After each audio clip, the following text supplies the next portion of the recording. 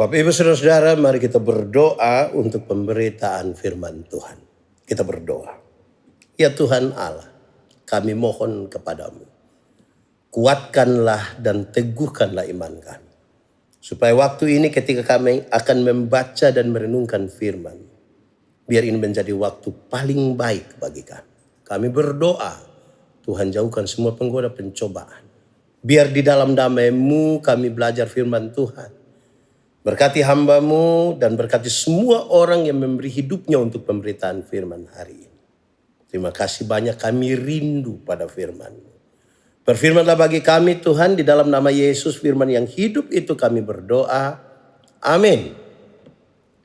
Bapak Ibu Saudara-saudara, tema yang ditetapkan oleh Majelis Sinode pada hari ini adalah mencari dan menyelamatkan yang hilang.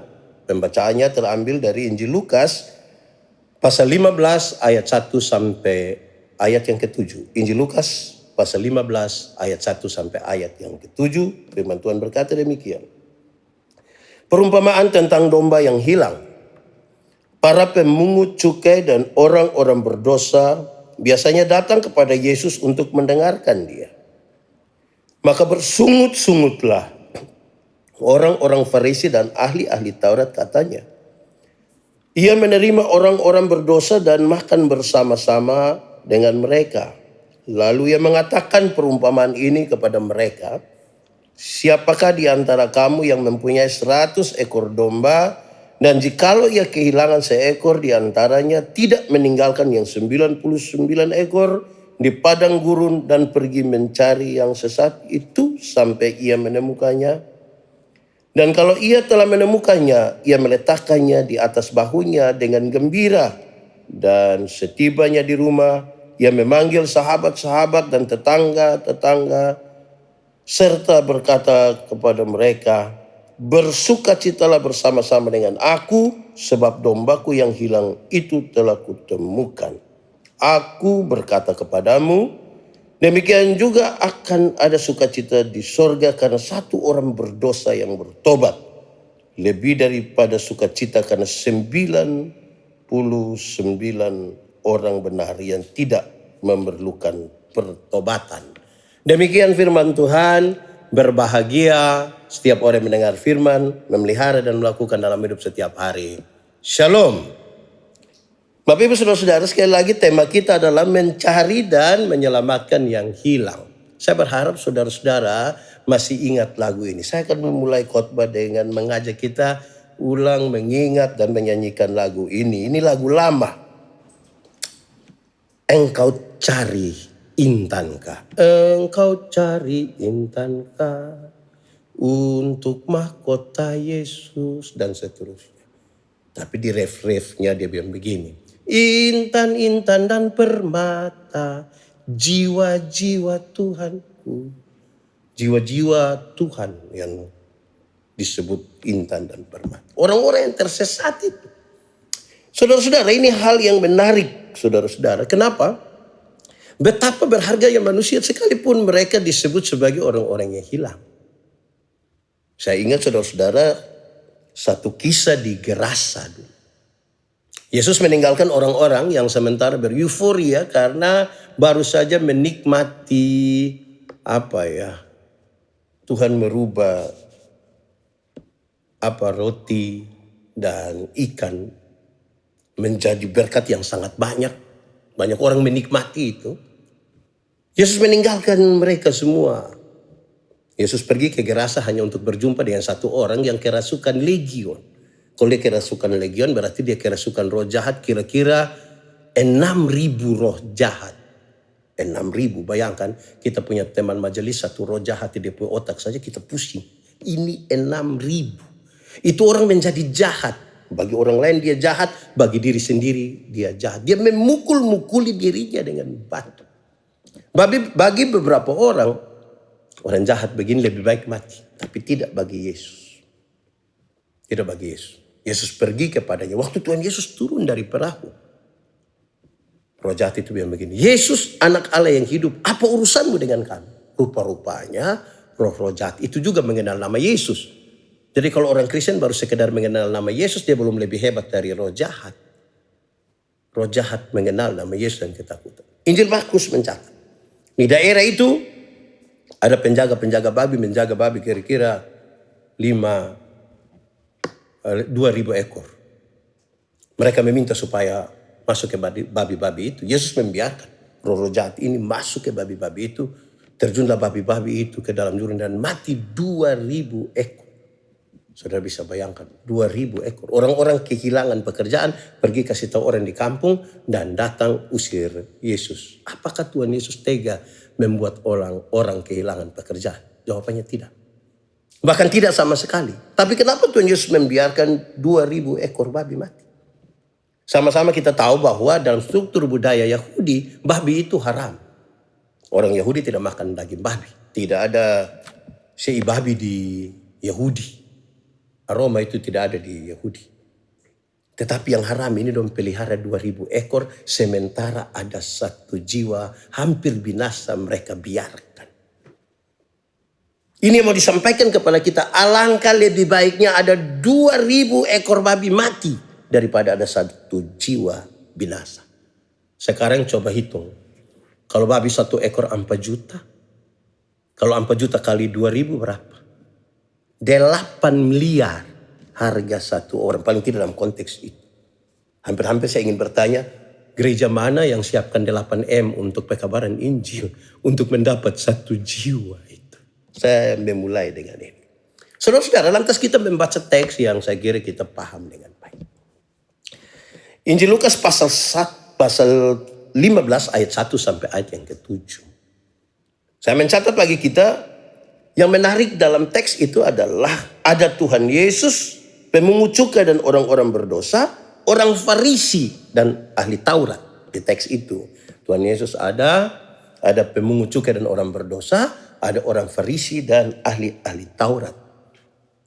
Saya ingin mengajak kita untuk cepat mendapatkan informasi ini. Dan beberapa orang pasti sudah tahu, tapi saya ingin mengulangnya kembali. Pemungut cukai adalah orang-orang yang mengabdi kepada kerajaan Roma. Kerajaan Roma menaksir pendapatan dari satu daerah, terus dia semacam lelang jabatan. Orang-orang boleh pungut di situ, makan dari hasil pungutan itu dan kirim ke kerajaan Roma. Dan pada titik tertentu, mereka yang pemungut cukai, apalagi kalau dia orang Yahudi, dia dianggap pengkhianat. Jadi ada pengkhianat di situ. Disebutkan lagi ada orang berdosa. Siapakah yang dimaksud dengan orang berdosa? Mereka yang melanggar hukum Taurat. Jadi ada pengkhianat, ada yang melanggar hukum Taurat. Maka disebutkan ada pemungut cukai, ada orang berdosa. Yang menarik, ada ahli Taurat di situ juga. Siapakah ahli Taurat? Ahli Taurat adalah golongan orang yang mempunyai keahlian dalam hal hukum Taurat dan mereka menerangkan makna hukum Taurat dalam kehidupan umat Israel. Mereka ahli ini. Ahli Taurat juga adalah orang-orang yang bertugas mempelajari dan menafsirkan hukum Taurat secara teliti. Orang pun tugas adalah betul-betul mempelajari dan menafsirkan hukum Taurat secara teliti. Mereka mengajarkan hukum Taurat kepada anak-anak dan segenap kaum Israel agar mereka senantiasa hidup dalam ketaatan penuh kepada hukum Taurat. Ini orang-orang yang disebut sebagai ahli Taurat. Tapi ada juga orang Farisi. Siapakah orang Farisi itu, saudara-saudara? Orang Farisi adalah orang-orang yang bertugas menegakkan pelaksanaan syarat syariat. Menegakkan pelaksanaan syariat dalam hukum Taurat. Orang-orang Farisi itu bertugas sebagai pengamat dan penegak hukum Taurat dalam kehidupan masyarakat. Orang yang mengamati sekaligus juga penegakan hukum terhadap hukum Taurat dalam kehidupan masyarakat.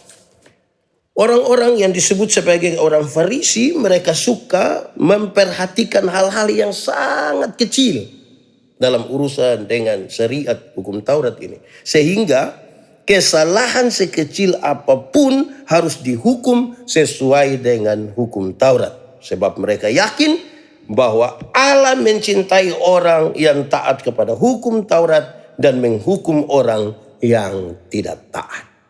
Saudara lihat, kelompok-kelompok ini ada bersama-sama dengan Yesus waktu itu, pada waktu kisah ini disebutkan.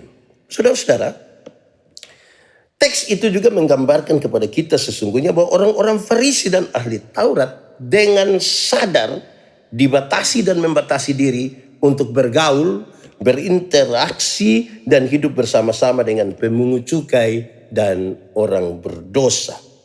Itulah yang membuat sehingga mereka sangat tidak aman kalau lihat orang seperti Tuhan Yesus yang berbicara tentang kebenaran tapi bergaul dengan orang-orang yang disebut sebagai pemungut cukai dan orang-orang berdosa. Sekali lagi saudara-saudara, jadi orang-orang Farisi, ahli-ahli Taurat itu membatasi diri dan sengaja memang dibatasi untuk tidak berinteraksi, tidak bergaul bersama-sama dengan para pemungut cukai dan orang-orang berdosa. Sehingga mereka merasa sangat tidak aman kalau orang seperti Tuhan Yesus ada banyak pengikutnya, dia berbicara tentang kebenaran tapi bergaul dengan orang-orang berdosa, bergaul dengan pemungut cukai.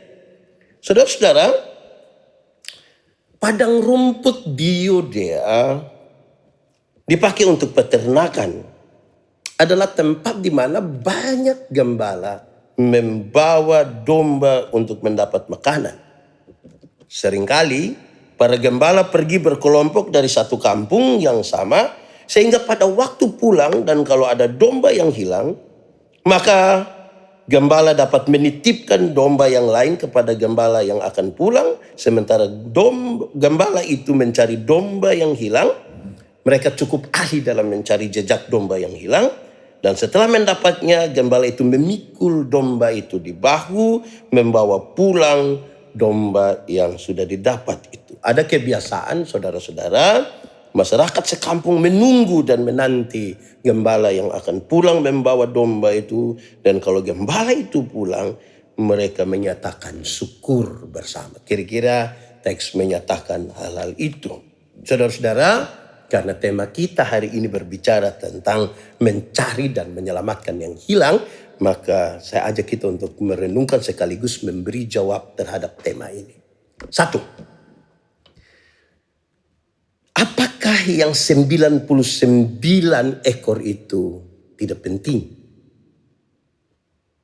Kita membaca teks ini seolah-olah Tuhan Yesus begitu fokus kepada yang satu itu. Gembala itu kok fokus kepada satu yang hilang itu. Dan membiarkan yang 99. Apa tidak penting? Jawabannya tidak. Yang 99 itu juga penting. Tapi karena apa? Siapapun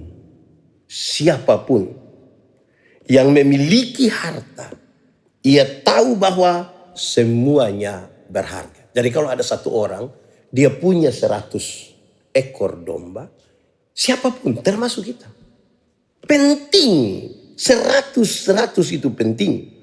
Sehingga kalau ada satu harta yang hilang, maka pemilik akan mencari yang hilang itu. Semua penting. Bukannya 99 tidak penting. Tapi siapapun yang memiliki harta, kalau saudara punya harta, ada 10, satu hilang, saudara tetap akan mencari. Saudara, sebagai pendeta kita ini kan kubur jenazah tuh. Ada orang anak 8, 9, 10. Kalau ada satu di antara 8, 9, 10 itu mati, meninggal. Tidak ada orang tua yang berani berkata tidak apa-apa, satu meninggal tidak apa-apa, kok masih ada 8. Tidak. Semua berharga. Berdasarkan itu ketika ada satu hilang, kita meninggalkan yang banyak-banyak, pergi mencari. Saudara-saudara, apa yang ingin dikatakan kepada kita dalam kaitan dengan ini? Ternyata yang mau disampaikan kepada saya dan saudara hari ini adalah kita berharga di hadapan Tuhan. Kita semua ini berharga di hadapan Tuhan. Siapapun dia. Kalau kita semua ini berharga di hadapan Tuhan, maka jangan jadikan diri tidak berharga. Jangan jadikan diri tidak berharga. Jangan. Kan kita semua berharga di hadapan Tuhan. Saudara-saudara, seringkali banyak orang membuat dirinya menjadi tersesat. Membuat dirinya menjadi hilang. Cinta bisa bikin orang hilang. Jabatan bisa bikin orang hilang. Harta bisa bikin orang hilang dan tersesat. Untuk hal-hal yang sesaat itu bisa membuat orang hilang. Kenikmatan sesaat itu membuat kita hilang. Sekarang kalau itu pernyataannya, coba kita cek di dalam gereja berapa banyak orang yang hilang. Berapa banyak orang yang tersesat. Saudara-saudara, kalau kita menyebutkan diri kita sebagai orang berdosa, orang yang hilang, yang tersesat, itu biasa terjadi karena apa? Itu terjadi karena apa? Paling tidak karena dua hal. Yang pertama terjadi karena ketidaktahuan. Membuat orang tersesat. Tetapi yang kedua, orang menjadi tersesat oleh karena sebuah pemberontakan terhadap Tuhan. Ikut Tuhan ini kan banyak aturan toh. Jangan ini, jangan ini, jangan ini, jangan ini. Padahal kan kita mau ini, kita mau ini, mau ini, mau itu. Akhirnya oleh karena itu banyak orang memberontak dan menjadi tersesat. Kalau kita berhasil untuk mendefinisikan ada berapa banyak orang yang tersesat dalam gereja, pertanyaannya, karena mereka berharga itu, lalu apa yang kita buat untuk mencari mereka yang tersesat? Baik oleh karena ketidaktahuan maupun oleh karena pemberontakannya. Apa yang kita buat? Sekali lagi saudara-saudara, jiwa-jiwa itu begitu berharga. Saya takut kalau kita pun suami itu tersesat. Lupa pulang. Dia pergi pesta saja. 3 hari baru pulang. Kita kira dia lupa jalan pulang. Padahal mabuk. Itu tersesat pulang. Ada juga majelis juga. Orang titip perpuluhan tidak sampai. Ada yang perpuluhan ada. Dia punya. Tapi dia simpan tahan. Nah, simpan tahan itu kan ambil tahan. Kalau ambil tahan itu kan pakai tahan. Supaya berapa kali maka terjadilah pemutihan. Saudara lihat ternyata dalam gereja pun ini hal terjadi. Baik sadar maupun tidak sadar. Jadi saudara-saudara, tapi yang menarik adalah kalau kita menjadi bagian dari satu yang hilang itu, betapa kita ini berharga di hadapan Tuhan. Taruh dulu di kita pu hati, taruh dulu kita pu otak, bahwa kita semua berharga. Amin. Coba katakan kepada yang di samping kiri kanan, 1, 2, 3, kita berharga. Coba sama-sama omong, 1, 2, 3, kita berharga. Taruh baik-baik di sini, kita berharga. Banyak orang ini merasa tidak berharga, jadi dia cari dia harga diri di mana-mana. Aduh, lama-lama dia hilang terus kalau begini. Jadi bagian paling pertama untuk memberi jawab terhadap tema ini adalah kita berharga. Sama-sama 1, 2, 3, kita berharga. Kedua, saudara-saudara, Tuhan Yesus fokus pada kalau ada satu orang bertobat, bersukacitalah sorga. Sementara orang Farisi dan ahli Taurat fokus pada surga pasti bersukacita kalau ada pendosa yang dibasmi. Saya ulangi untuk kita lihat baik-baik. Tuhan Yesus fokus kalau ada satu orang bertobat, penuh sukacita di sorga. Tapi ahli Taurat dan orang Farisi fokus pada sukacita di sorga itu bisa terjadi kalau ada satu pendosa dibasmi. Saudara bisa bayangkan kalau semua pendosa dibasmi, saya yang berkhotbah ini juga bisa dapat basmi nih. Kan kita semua berdosa. Apa pesan yang ingin disampaikan? Yang ingin disampaikan di situ poinnya sangat jelas. Kasih Allah terlalu besar, bahkan terhadap pendosa. Setiap pendosa diberi kesempatan baru. Saya suka mengucapkan kalimat ini bahwa masa lalu tidak bisa dirubah, tapi masa depan bisa dirancang di dalam nama Tuhan oleh karena kasih yang besar. Kalau demikian, poin ini mengatakan bahwa Allah fokus kepada kasih yang besar, sementara para ahli Taurat dan orang Farisi fokus kepada hukuman. Jadi kasih versus hukuman. Kita lebih fokus pada Allah yang menghukum dan bukan pada Allah yang penuh dengan kasih. Saudara-saudara, hari-hari ini mata kita terbuka, telinga kita mendengar di mana-mana. Banyak orang fokus kepada hukuman bukan pada kasih. Mama-mama ini potong sayur di dapur, iris sayur kena di penjari. Tuhan Yesus ampun, minta ampun Tuhan. Karena aduh saya susah lapar. Iris sayur kena di jari, Tuhan yang hukum.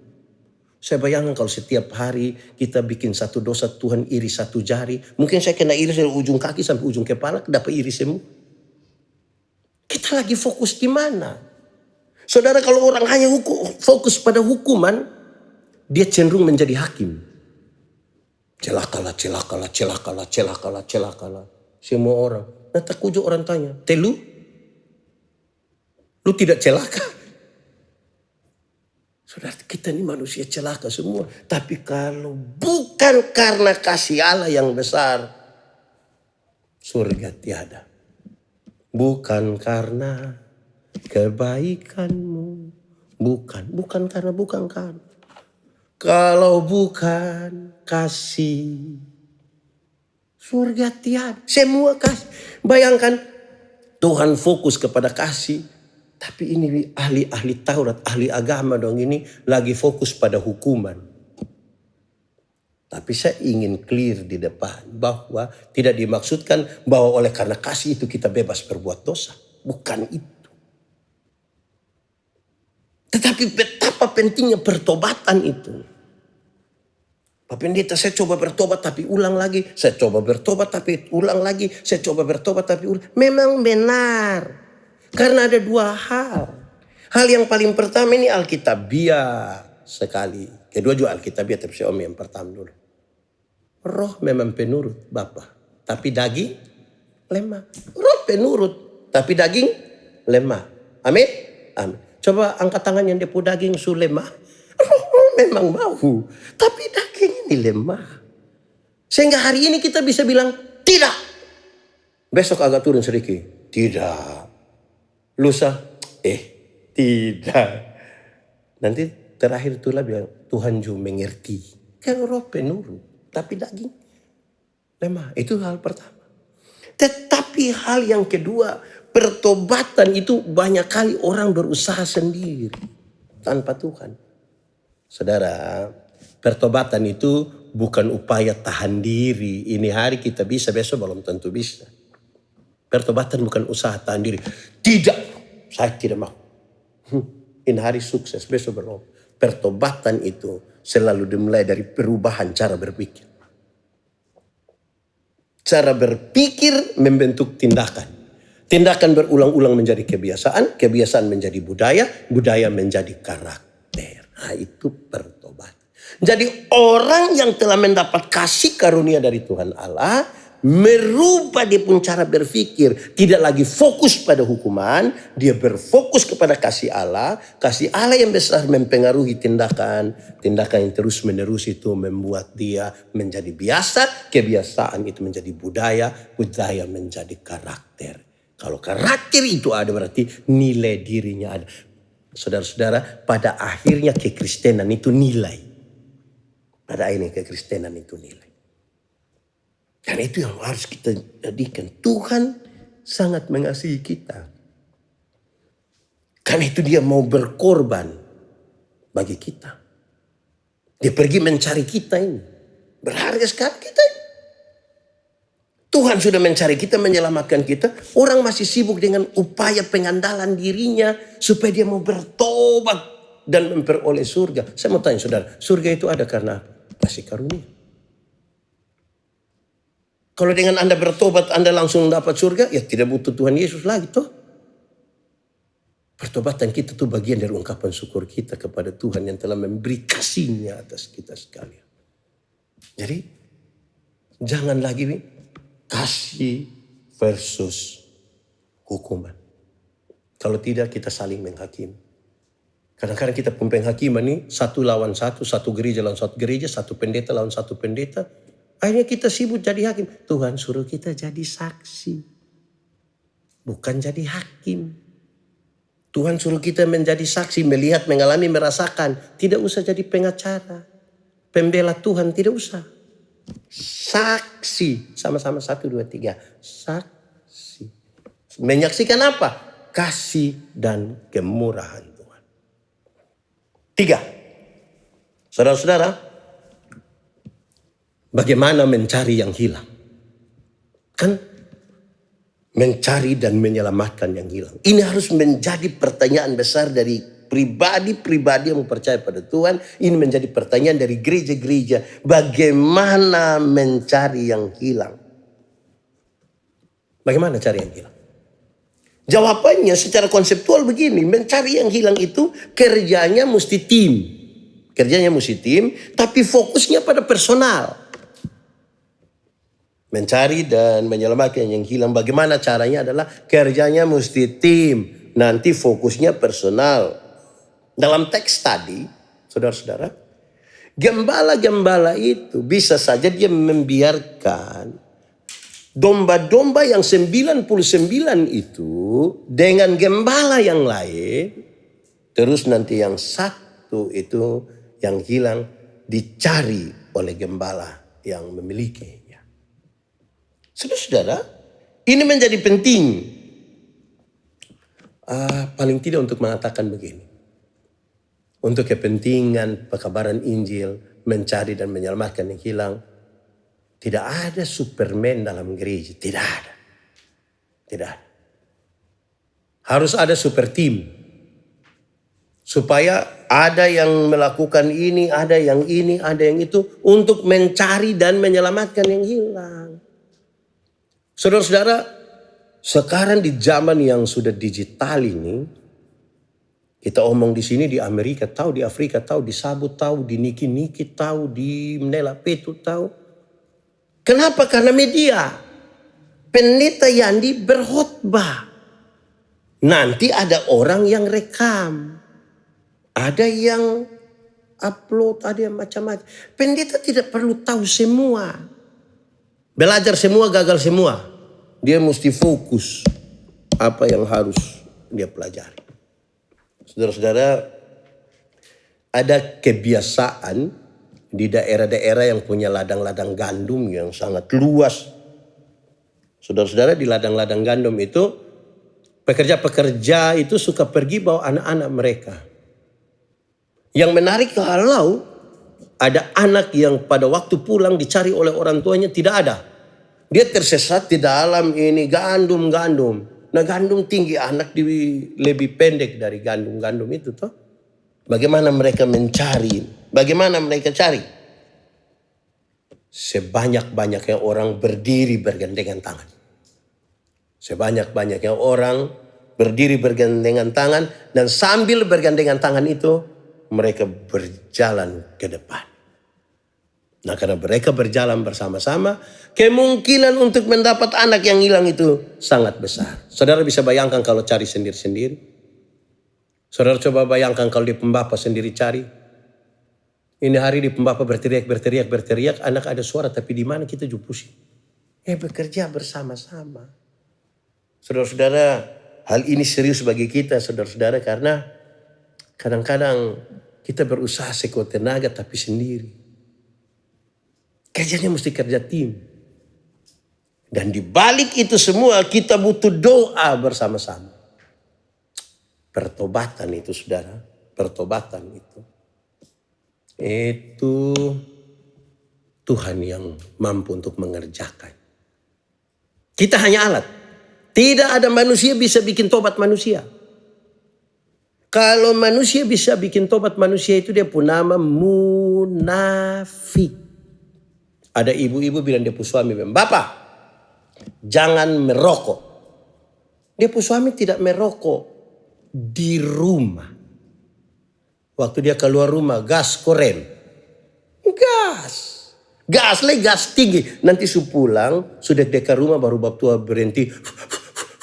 Sampai rumah dia cepat cuci muka, cuci tangan semua. Terus istri tanya, "Papa kenapa kok sampai begitu?" Mama, virus sekarang ini terlalu munafik. Jadi memang untuk mencari ini dan menyelamatkan yang hilang nih, kekuatan manusia itu belum bisa, betul mesti tambah Tuhan. Jadi kekuatan manusia digabungkan, ditambah dengan kekuatan yang dari Tuhan, ya kita percaya Tuhan bekerja. Kita hanya alat. Dan itu serius bagi kita saudara-saudara, untuk mencari dan menyelamatkan yang hilang. Banyak orang dia menjadi sepi di tengah-tengah keramaian. Banyak orang hilang di tengah-tengah keramaian. Saudara-saudara, kita bisa terhilang oleh karena hal-hal yang tadi saya sebutkan toh. Ada yang karena kita tidak tahu. Kalau oleh karena ketidaktahuan, berapa banyak kali secara tim kita fokus kepada personal untuk mengajarkan hal yang benar. Berapa banyak? Atau yang kedua, oleh karena pemberontakan. Kita bertanya berkali-kali, kenapa orang memberontak? Di rumah ada makanan. Kok dia lebih suka makan di tetangga pun rumah? Kita mesti otokritik. Mama masak apa ini? Jangan sampai mama bikin kue tapi kue pun nama kue salah bikin.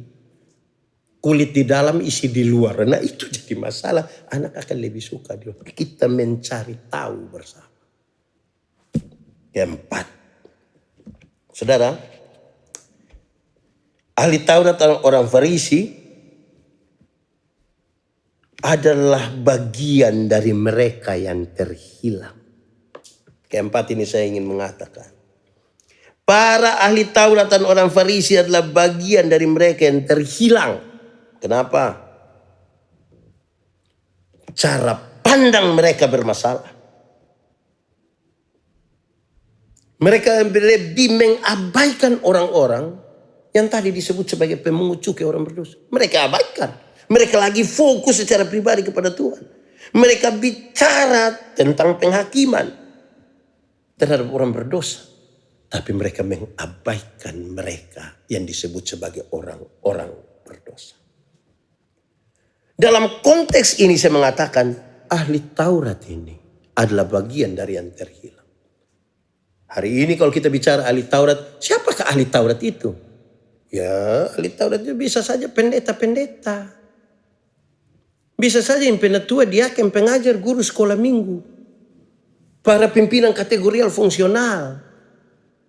Jangan sampai kita juga menjadi yang terhilang. Kenapa? Kita tidak fokus pada mereka yang berdosa. Kita fokus pada penghakiman. Kita mengabaikan mereka yang berdosa. Saudara, saya kira kita sepakat. Tuhan Yesus datang, dia tidak tanya ada berapa gereja kita bangun toh. Ada berapa lahan yang kita buka untuk pengembangan ekonomi. Dia ada tanya, ada berapa jiwa kita bawa datang kepada Tuhan. Saya tidak mengatakan bahwa bangun gereja secara fisik tidak penting. Saya tidak mengatakan bahwa pengembangan ekonomi. Bukan. Ada berapa jiwa kita bawa kepada Tuhan. Ada berapa jiwa itu. Renungkan ulang-ulang ini. Jangan sampai kita menjadi bagian seperti ahli Taurat yang hanya bisa menghakimi. Tapi tidak membawa jiwa, tidak serius. Kita tidak bergumul bersama-sama untuk itu. Saudara, ini hal serius yang akan saya sampaikan bagi kita. Dulu, Gemit satu-satunya pilihan beribadah di Kupang. Dulu, 50 tahun lalu. Sekarang, puluhan sinode ada di Kota Kupang, terdaftar di Kementerian Agama. Apakah hasil dari pekabaran Injil? Persentase di bawah 1%. Paling banyak perpindahan gereja. Ada yang berkeanggotaan ganda. Ini pagi di gereja di Gemit, besok di GBI, sore di mana? Jadi kita memberi pertanyaan serius. Jangan sampai kita hanya saling menghakimi, tapi kita tidak mencari dan menyelamatkan yang hilang. Yesus berkata, dia datang, dia cari, menyelamatkan mereka yang hilang. Bukan karena 99% tidak penting, 99 ekor tidak penting, bukan. Tapi mereka itu mesti dijaga. Mereka mesti diberi makanan yang baik. Diberi pertumbuhan yang baik. Supaya mereka tetap ada dan tidak menjadi yang terhilang lagi. Kelima, ini bagian yang terakhir. Saudara-saudara, domba yang hilang itu dicari, dipikul, dibawa ke kampung dan bersyukur. Dicari, sudah dapat, dipikul. Sudah dipikul, bawa pi mana? Bawa pi kampung. Sampai di kampung mereka bersyukur. Luar biasa. Tapi saya ingin sampaikan ini, saudara. Saya merenungkan dengan serius. Bahwa jangan sampai kita mengeksploitasi domba yang hilang.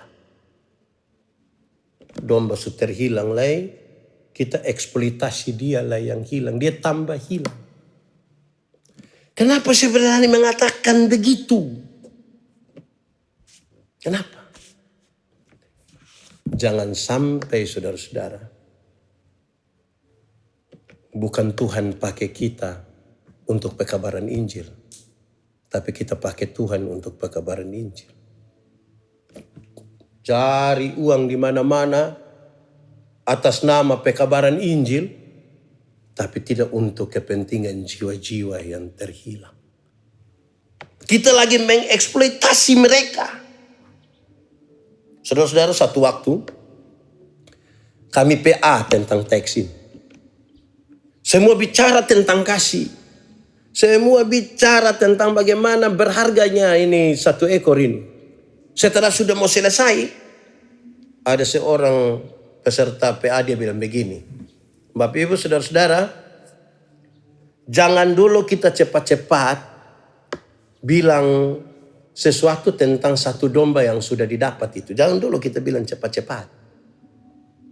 Karena kita tidak tahu akhir ceritanya seperti apa. Siapa tahu, dia bilang begini, siapa tahu ketika sudah dibawa ke belakang, terus Tuhan yang punya domba ini bilang begini, kami di belakang, daripada dia lari, lebih atur sudah. Potong sudah daripada sia-sia. Nah, saudara lihat. Ini bagian yang ingin disampaikan ini. Jangan sampai kita justru mengeksploitasi mereka yang hilang. Kita pakai mereka untuk memperkaya kita, memperteguh kita, membuat kita makin terkenal, makin membawa orang datang kepada kita, makin membawa orang untuk memperbesar gereja dan lupa membawa orang datang kepada Tuhan.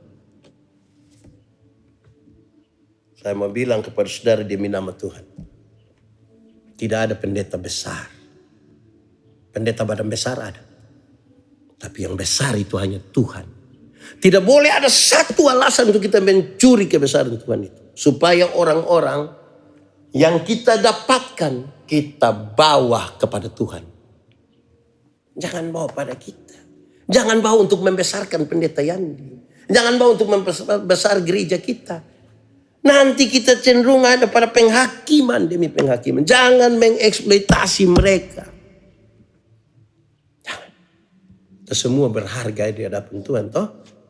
Karena itu mari kita siapin hati kita. Mestinya hari ini setelah khotbah ini saudara-saudara, kan tema kita bilang begini, mencari dan menyelamatkan yang hilang. Harapannya setelah mendengar khotbah ini, kita doa dan kita pulang. Kita sebutkan satu nama, Tuhan tolong supaya dia yang terhilang ini Tuhan bawa kembali. Apa yang bisa kita lakukan, maksimalkan. Dan kita lihat bagaimana Tuhan mengerjakan sesuatu untuk mereka yang hilang itu dibawa kembali. Tuhan begitu mengasihi dan dalam kasih yang besar, Dia mau kita diselamatkan. Hari ini kalau saudara bertanya kepada Tuhan, Tuhan seperti apakah engkau mengasihi aku? Tuhan tidak jawab. Tuhan tidak jawab. Dia merentangkan tangannya di kayu salib dan mati bagi saudara dan saya. Terlalu besar kasih itu sehingga kalau masih ada orang hari ini menjual kemanusiaan untuk kepentingan dirinya, kepentingan kelompoknya, kita terhilang lagi. Karena itu saudara-saudara, mari kita siapkan hati kita. Di minggu-minggu kita merenungkan kesengsaraan Tuhan Yesus. Mungkin satu di antara kita yang kita kenal dengan baik adalah orang yang terhilang. Atau mungkin kita menyadari hari ini kita juga adalah bagian dari yang terhilang. Kita minta Tuhan, Tuhan karena Engkau tahu kami berharga. Engkau penuh kasih. Dan Engkau mau untuk mendapatkan kembali kami yang hilang. Biarlah Tuhan menyelamatkan kami hari ini. Bawa kembali kami kepada kasih. Kepada pengampunan. Engkau menggendong kami. Satu persatu. Tuhan memberkati kita. Mari kita tunduk kepala di hadapan Tuhan. Firman Tuhan berkata, kalau kamu dengar suaranya jangan keraskan hati. Minta Roh Kudus lembutkan setiap hati yang keras. Berdoalah kepada Tuhan. Minta Tuhan jamah. Ubahkan setiap hati. Secara pribadi atau siapapun yang ingin kita sebutkan nama-nama mereka. Ambil waktu teduh sedikit. Katakan sesuatu yang jujur kepada Tuhan. Ingat, jujur. Manusia bisa kita tipu, tapi Tuhan tidak bisa kita tipu. Dia lihat sampai ke kedalaman jiwa kita. Dan dia sungguh tahu siapa kita. Tuhan, terima kasih. Kami belajar sesuatu dari firman. Betapa kami berharga. Bawalah kami kembali kepada kasih-Mu yang ajaib. Tuhan, kalau Tuhan di dalam kami dan kami dalam Tuhan, kami percaya firman ini bertumbuh dan berbuah dalam hidup kami. Kami rindu firman-Mu jadi pelita bagi kaki kami, sekaligus terang bagi jalan kami. Terpujilah nama Tuhan, di dalam nama Yesus kami berdoa. Amin.